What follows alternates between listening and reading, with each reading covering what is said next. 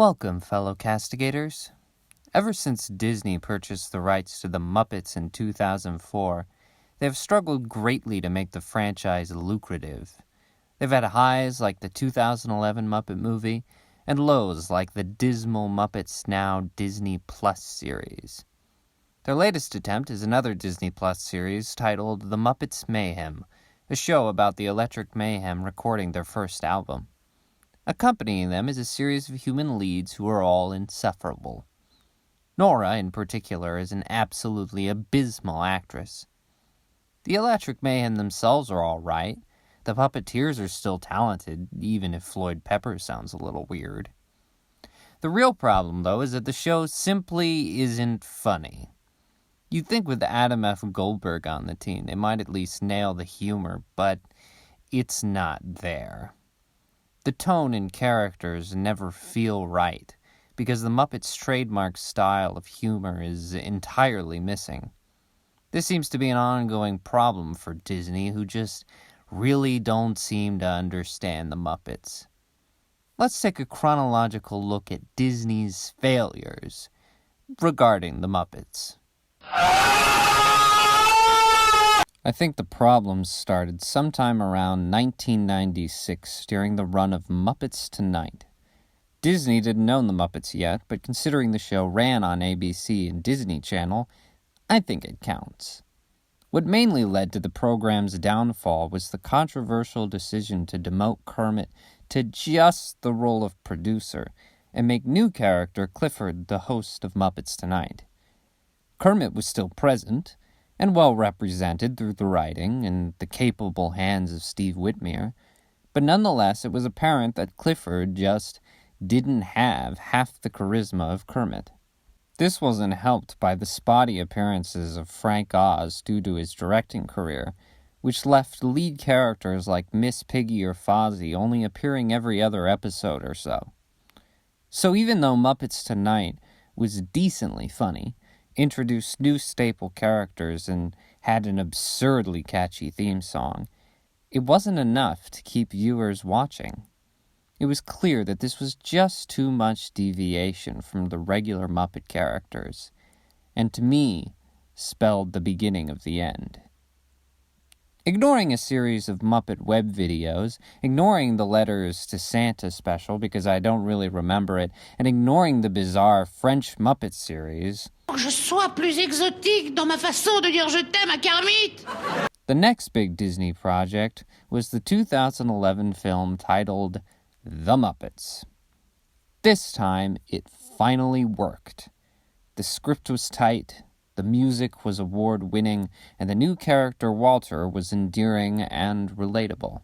The movie made nearly quadruple its budget at the box office, which proved that the Muppets still had street cred in pop culture. The real test, though, was going to be a sequel. You see, as good as it was, this film played it very safe. It delivered a simple, save-the-theater plot that we've seen before, and relied on nostalgia for the Muppet Show to make many of the scenes work. If they wanted to prove that these new-age Muppets could wrestle with the big boys, they were going to have to do something wild and unique, like most previous Muppet movies did. This came in the form of Muppets Most Wanted in 2014, and in my opinion was another big win. Fun new characters, great musical numbers, and that same snappy directing from James Bobbin. There are even some aspects of the film, like the plot, that could be considered superior to its predecessor. The movie did decently at the box office, making about $30 million more than its budget. To this day, we haven't gotten another Muppet movie. Some people chalk it up to problems with the film, like Kermit being separated from his friends for a good portion of the runtime, and other people chalk it up to Disney being disappointed that it wasn't a smash hit like before. Either way, the next project from the Muppets would be an ABC series titled The Muppets. Not confusing at all, right? Now, this show had a terrible beginning. It followed the Muppets putting on a weekly late-night talk show for celebrities and such. It repeated many of the mistakes from Muppets Tonight, like Kermit not being host, the television studio setting, and exclusion of main characters. I mean, what the heck even happened to Walter? I've abandoned my child! I've abandoned my boy! Worst of all, there are character assassinations galore.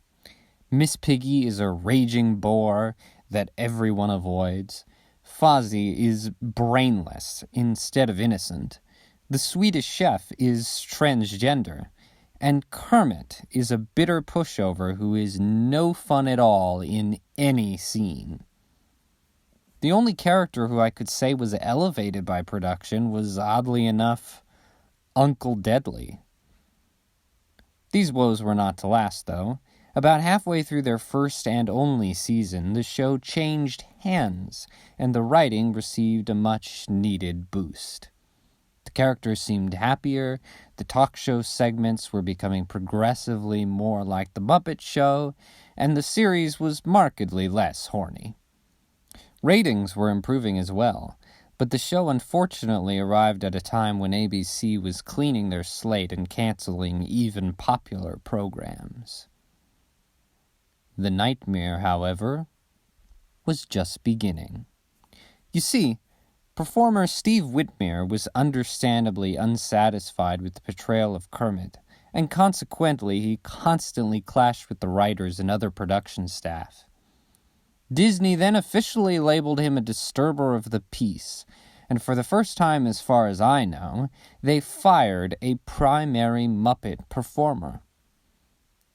In my opinion, Whitmire's biggest mistake wasn't fighting with writers, but not training a new Kermit.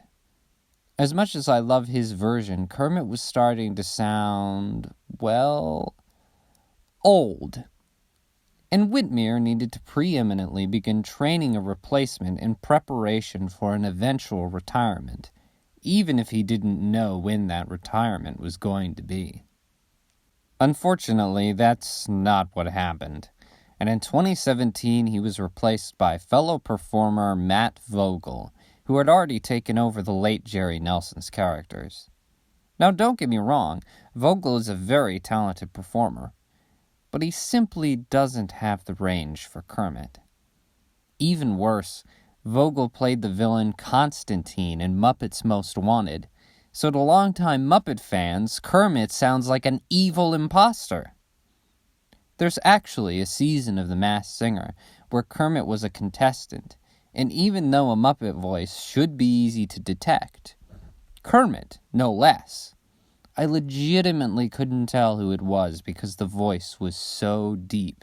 What I want, you've got, and it might be hard to handle, like the flame that burns a candle. Vogel is an even weirder choice for Kermit when you realize that Peter Linz, who took over for Ernie on Sesame Street and does a great job, is on the Muppet team and was completely passed over for the part. Also, writing-wise, they didn't really know what to do with him, as he's barely featured in the 2020 series Muppets Now. When he does show up, he's just vaguely mild-mannered, and that's it. Disney is perpetually forgetting that Kermit has a wit of his own and can be funny. He's always either too bitter or too nice, with only the two films getting somewhere in between. Not to mention Muppets Now is ridiculously lame and unfunny. But hey, at least they got Walter back.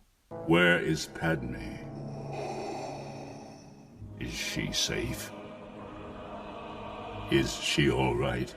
The last Disney Muppet project was Muppets Haunted Mansion in 2021. This one is not too bad. Gonzo gets character development, even if it's kind of rehashed from Muppets from Space. There are multiple original numbers, which is a good return to form. And it was nice to see them take advantage of being owned by Disney by integrating the Haunted Mansion, which is one of my favorite attractions. That being said, they still don't know what to do with Kermit, and he's barely in it. which is both a blessing and a curse. It's bad because Kermit not being prominent makes it feel less Muppety, but it's good because the voice is quite painful. You make my dreams come true. That brings us right back to the Muppets Mayhem, which doesn't feature Kermit at all. In fact, the only pre-established Muppets that appear other than the Electric Mayhem are Waldorf and Statler. No Gonzo, no Fozzie, no Piggy, no nobody. Not even Scooter. Not even Walter. Why must you hurt me in this way, Harry? I don't know who thought it was a great idea to do a Muppet show without the main cast of Muppets, but they should be fired immediately. Any Muppet fan worth their salt knows the long and labored history of failed Muppet pilots, and how the Muppet Show finally struck gold with the right lineup of main characters. Don't get me wrong, I love the Electric Mayhem, but they have always been very simple, one-dimensional characters. They were not ready to lead a series, and neither were the human actors. Overall, The Muppets Mayhem is a drab, blandly shot, unfunny series filled with celebrity appearances just for the sake of having celebrity appearances. Except you, Danny Trejo. You can stay. You will always be welcome in Muppet projects. My point is, The Muppets used to be the most watched television show in the entire world. And now it's sad to watch them be fumbled by people who can't recognize what made it popular in the first place. At this point, Disney will probably never understand The Muppets.